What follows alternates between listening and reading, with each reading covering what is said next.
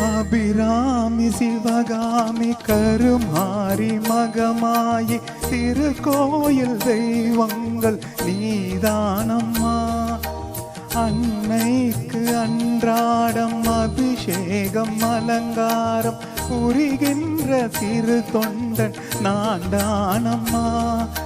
பொருளோடு புகழ் வேண்டும் மகனல்ல தாயே உன் அருள் வேண்டும் எனக்கென்றும் அது போதுமே.